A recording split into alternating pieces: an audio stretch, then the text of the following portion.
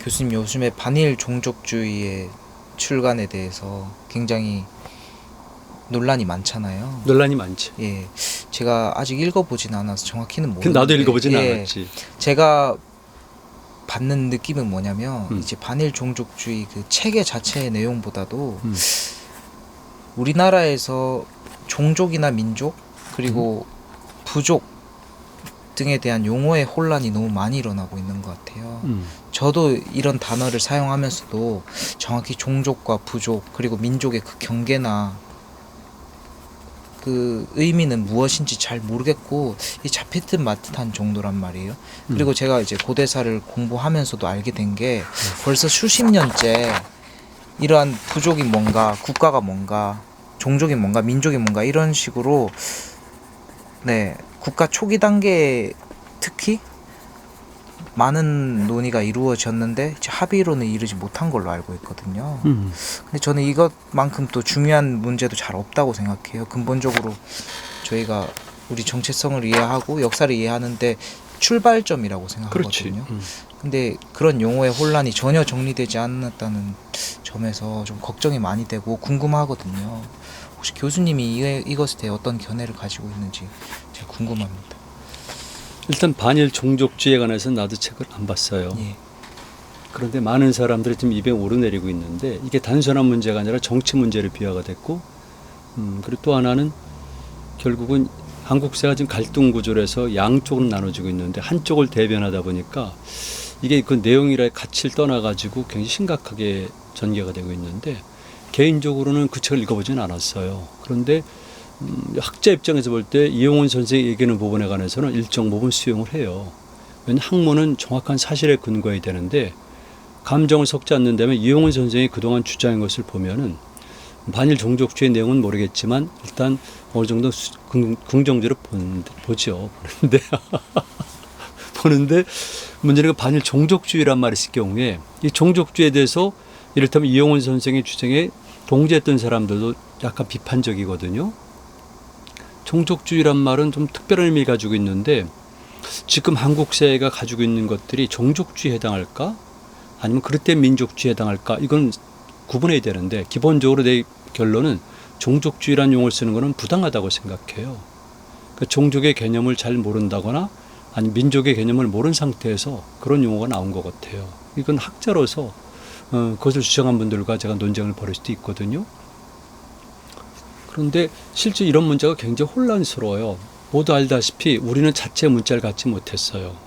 그런데 기호가 가장 중요하거든요. 언어도 중요하고 더군다나 말도 중요하고 그렇지만 글자도 중요해요. 이 기호 속에 모든 것이 담겨 있고 어느 세계에서든지 어느 상황에서든지 기호를 장악한 사람들이 결국 승자가 돼요.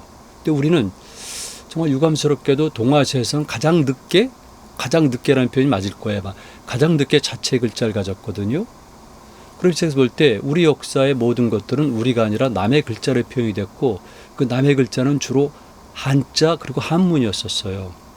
그런데 근대가 되면서 이제는 한자와 일본어가 합쳐진 거죠. 그전에서는 제가 한문과 한자를 구분했잖아요. 그거와 한자는 다른 거죠. 한자는 그 기호 자체가 있는데 똑같은 한자라도 중국 지역에서도 여러 지역마다 다르게 용례가 다르고 우리가 약간 다르고 일본은 또 다르단 말이에요. 그리고 시대마다 상황마다 글자는 계속 만들어가는 것이 원칙이죠. 우리는 그런 것이 서툰 거예요. 근데 일본의 특징 중에 하나는 그런 것들을 만들고 자기화시키는 노력을 기울였어요. 그리고 동아시아 세계에서 근대의 주역이 된 것은 결국 일본이거든요. 우리가 사용하고 있는 많은 말들은 일본인들이 만든 단어예요. 일종의 조어죠. 국가, 민족, 철학, 예술 다 일본이 만든 거죠. 그 외 사회과학 용어라든가 흔한 공학 용어도 일본인들이 만든 한자 말이 많아요. 그러다 보니까 매우 혼란스러운 거죠. 첫 번째, 한문, 중국과 연관된 한문으로 된 것들. 두 번째는 일본에서 번역된 글자들.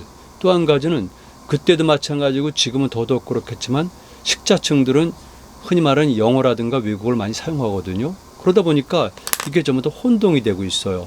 그 사용하는 나도 그렇지만은 우리나라 지식인들의 상당수는 본인들이 말을 섞어서 쓰고 있는데 일상 회화 속에서는 문제가 없어요. 대충 이해가 되니까. 그리고 서로 인간과 인간이 접촉하다 보면은 말 외에 기호 외에도 교류가 되거든요. 근데 학문의 영역으로 들어가거나 문자되거나 아니면 가치관이 다른 사람들끼리 만날 때는 큰 문제가 발생하죠. 한국 사회에서는 이런 문제가 굉장히 큰 거예요.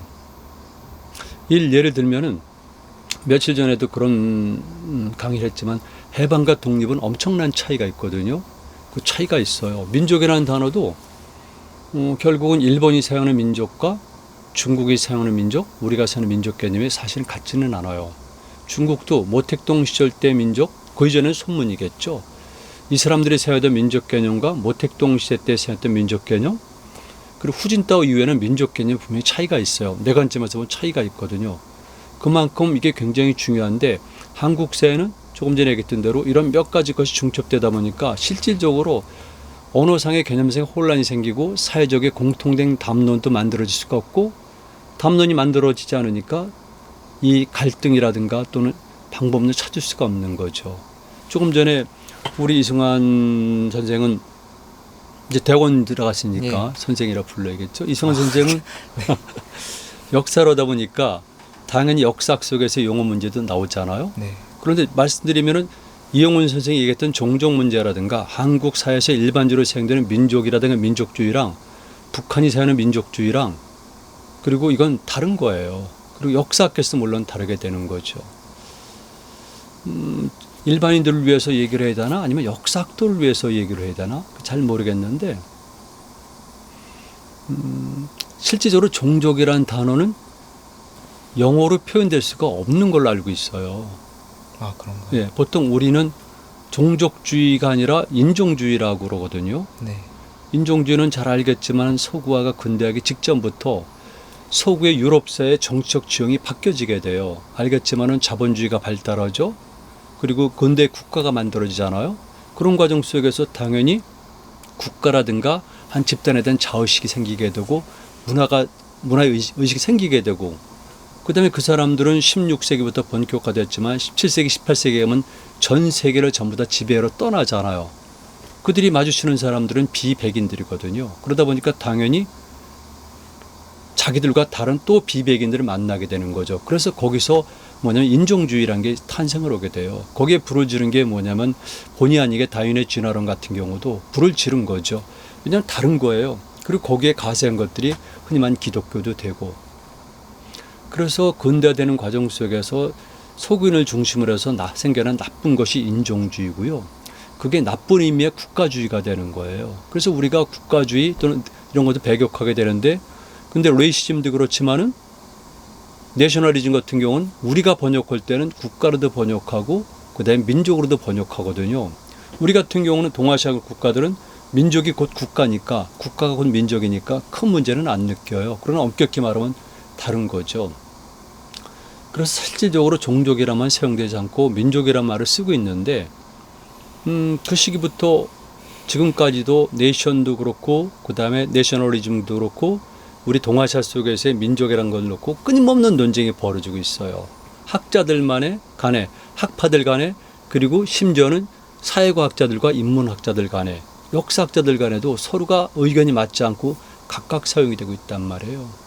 그래서 좀 어려움이 있죠. 상당히 어려움이 있는데 역사학자 입장에서 동아시아 사회 입장에서 그리고 한민족을 연구하는 사람의 입장에서 볼 때 지금 종족이란 말 자체를 함부로 쓰면 안 되는 이유가 종족은 기본적으로 혈통 또는 혈연에 근거한 거예요. 북한은 혈연이란 말 대신에 핏줄이란 단어를 쓰거든요. 이건 종족에 해당이 돼요. 그러니까 우리가 말하는 시족이 될 수가 있죠. 시족의 확대가 종족이 될 수가 있어요. 그런데 시족의 확대는 곧 부족이 되지는 않아요. 시족은 뭐냐면 혈에 기초한 거잖아요. 네. 그런데 부족은 혈에만 기초한 것이 아니라 주로 혈에 기초했지만 혈이 다른 사람들끼리 모일 수가 있고 언어가 약간 다른 사람도 모일 수가 있어요. 이게 부족의 트라이브죠. 그래서 이게 다른 거예요. 그럼 한국 역사학에서 부족 국가다 이런 용어 쓰는 건데 그런 용어를 쓰려면은 그 용어의 원 의미를 알아야 되는 거죠. 이게 인류학 용어이기도 하고 사회학 용어인데 역사학에서 단어만 차용하면서 본인들의 입장에서 개념을 적용시키다 보니까 혼란스러운 거예요. 그래서 부족은 일단 지역적 면도 있고 사회적 요인도 있으니까 빼더라도 시족에서 확장되게 되면 종족이거든요. 네. 그런데 알다시피 시족에서는 클라인 그러지 않아요. 보통 시족 사회 그랬을 경우에 클라인 소사이어티 그러는데 그다음에 부족은 나는 뺄게요. 그리고 종족으로 가는데 서양사에서는 그것이 아니라 그냥 인종으로 넘어간단 말이에요. 종족에는 특별하게 다른 건 없는 거죠. 그래서 우리는 그게 없으니까 종족이란 말을 쓰고 있는데 정작 찾아보면은 이거를 어떻게 해석할지는 모르겠어요. 그런데 지금 우리 개념으로 들어가면은 흔히 말하는 종족주의 같은 경우는 혈연에 기초한 것이지만 민족이란 것은 많은 사람들의 견해가 다르더라도 모든 사람들이 공통으로 이건 가지고 있어요. 우리가 민족이란 어떤 공동체, 어느 실체를 이해하는 구성한 조건은 무엇일까? 그래서 첫 번째로는 보통 혈연을 앞에 내세운 경우는 언어를 많이 내세워요. 자, 그럼 그냥 일반적으로 얘기죠. 언어가 공동일 경우에 말, 그 다음에 당연히 기호의 문제, 언어가 아니라 기호의 문제인데 보통 언어라고 그래요.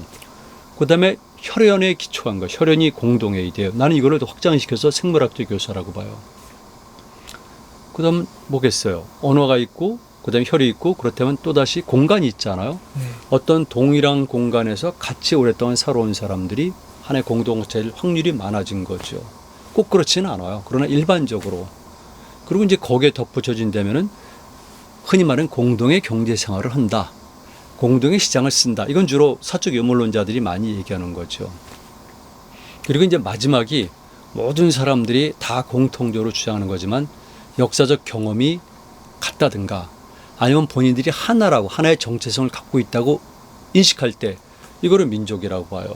그러니까 이 4개 내지 5개 요소가 섞는 비율에 있어서 차이는 있어요. 어느 것이 많고 어느 것이 적을 수는 있지만 기본적으로 이렇게 4개 내지 5개 요소로 이루어졌단 말이에요. 이런 것이 민족인데 종족은 말 그대로 혈연을 기초로 해서 이루어진 집단을 종족이라고 보는 거죠. 이들은 때로는 배타성을 띄울 수밖에 없어요. 왜? 상대적으로 단일 요소가 강하니까. 근데 민족은 얘기했지만 언어라든가 혈연이라든가 지역이라든가 경제생활이라든가 그리고 거기엔 하나의 정체성, 역사적 경험들이 있으니까 당연히 어느 정도 유연성이 있는 거죠. 그래서 그거는 이 종족주의처럼 이렇게 배타적이거나 세국적이지는 않아요. 그래서 이용훈 선생이라든가 일부에서 종족주의라는 말 썼는데 사실에 근거한 거라든가 학문의 영역에 있어서는 존중하지만 그 용어 자체는 그 양반들이 쓴 건지 출판사가 한 건지 모르겠지만 나로서는 비판적일 수밖에 없어요. 더더군다나 이 기회에 더불어서 내가 얘기하고 싶은 게 있는데 민족이란 말을 함부로 쓰고 있잖아요. 가장 속기 쉬운 용어가 민족이에요. 민족이란 단어는 어떤 사람이든지 쉽게 악용할 수가 있어요. 좋게 말하면 긍정 요소로 폭발적인 힘을 갖는데 더 많은 경우는 악용될 가능성이 크다는 거죠. 예를 들게 되면 경제적으로도 마찬가지고요. 예술도 마찬가지고 그다음에 대중연예도 마찬가지인 거죠. 잘 알잖아요. 18세기에서 들어오고 19세기 초에까지 막 활발했던 예술, 음악이라든가 미술, 특히 음악에서 나온 장르가 뭐예요? 대부분 낭만주의잖아요. 그리고 낭만주의는 자기 집단의 정체성을 강화시키는 거잖아요. 그죠? 네. 뭐 시벨리우스부터 시작해가지고 스메타나부터 해가지고 다 그러니까 후발 자본주의 국가들마저도 자기 집단 문화의 정체성을 강화시키는 작업들을 한단 말이에요. 이거는 당연히 그런 거죠. 그래서 그런 순기능이라고 볼 수가 있는데 그것이 역기능을 한 거죠. 서양사에서도. 왜냐하면 결국 조그만 정치 집단 간의 충돌이 된 거죠. 그리고 큰 국가를 만들기 위해서 조그만 영주들 간의 경쟁이 생기고 한 국가가 생성된다면 국가들 간의 전쟁이 벌어졌잖아요. 그렇죠. 네. 나중에는 1차 세계대전이고 나중에 2차 세계대전 가가지고 세계대전이 2번이나 일어났는데 여기에 뿌리는 우리가 흔히 말하는 국가주의라든가 부정적 의미의 민족주의가 강력하게 작은 건 당연한 거죠. 히틀러의 제3제국을 보세요. 거기서 아리안족의 우수성을 얘기하잖아요. 네. 그리고 유태인을 일단 말살 정책을 취하잖아요. 영국은 안 그런가? 영국은 말 그대로 유럽 빼놓고 나머지를 비서구인으로 봤던 거죠. 그래서 그들을 인간으로 안 본 거죠. 이런 것들이 흔히 말하는 자집단주의의 전형인데 특히 민족이란 것은 제가 5가지 요소를 얘기했죠. 이런 것들이 모인 거기 때문에 굉장히 강고해요.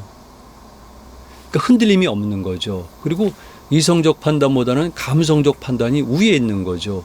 우리 거, 우리 피 이랬을 순간에 우리 언어, 남과 다른 것이 분명해지는 이 집단 속에서는 엄청난 힘이 발휘될 수가 있는 거거든요.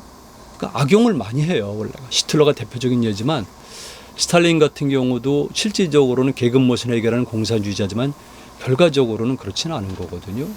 그래서 특히 근데 왜 이런 얘기를 하냐면 결국 한국사의 문제예요. 우리는 일본에게 서구 제국들에게 영향을 받다가 일본에서 식민지가 됐으니까 당연히 우리를 스스로 자각하지 않으면 안 돼요.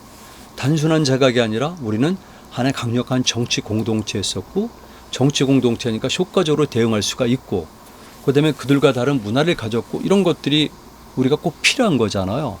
그리고 당장 적과 독립 전쟁을 벌이는 입장에서는 민족주의라는 것이 필요할 수밖에 없는 거죠.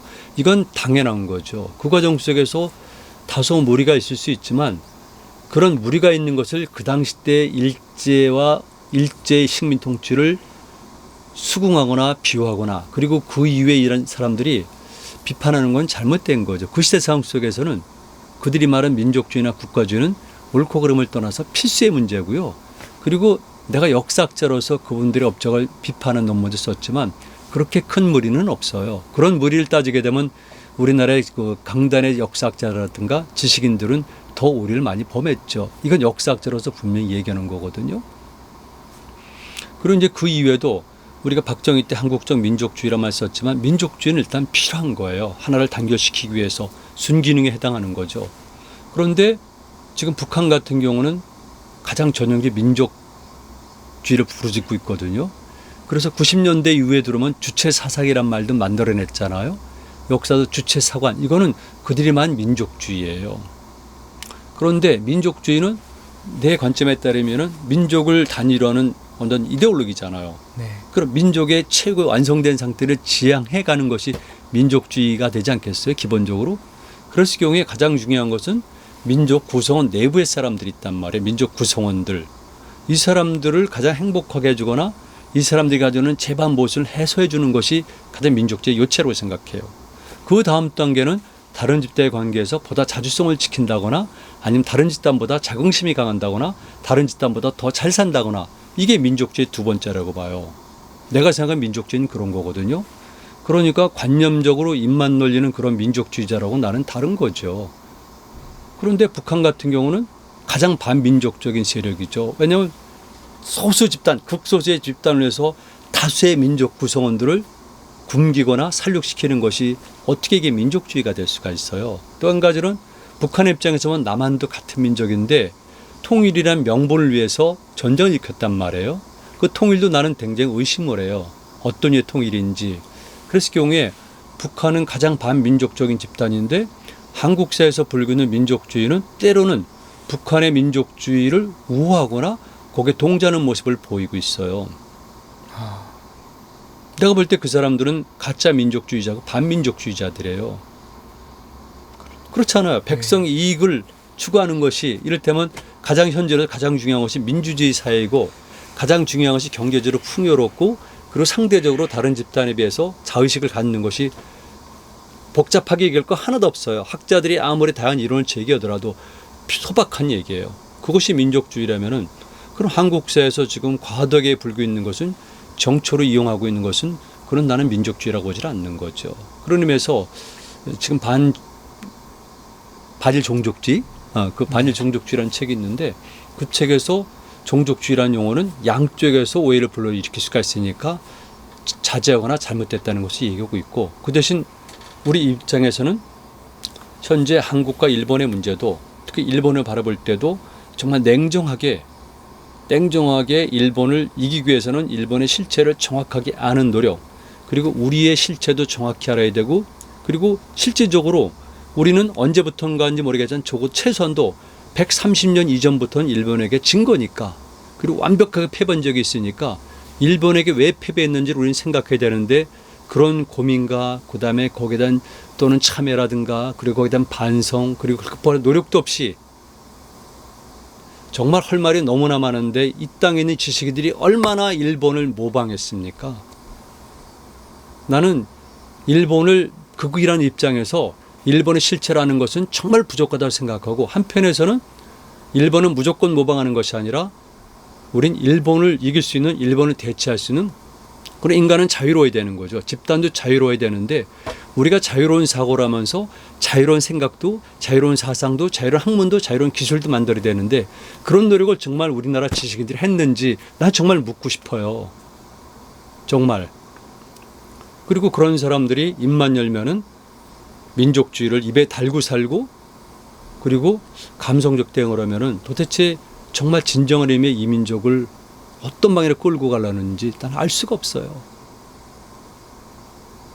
이 정도로 그 얘기를 하고요. 네. 역사학계에 관한 문제인데 기본적으로 한국사를 우리가 해석해야 되는데 나는 기본적으로 역사학자들에게 좀 몇 가지 질문하고 싶어요. 그 사람들이 근대 역사학 이후에 전통 역사학을 통째로 뭉갰죠. 그러면서 실증이란 말을 빌어와서 고증이란 말로 다시 얘기를 하고 있는데 정말 우리나라 역사학계가 실증에 충실했을까요? 정말 의문스러워요. 역사의 활동 무대가 공간이랬잖아요. 공간. 땅, 터, 그리고 공간이라고 부를 수가 있는데 그럼 인간이 활동하는 것이 주된 요소 중에 하나는 공간이거든요.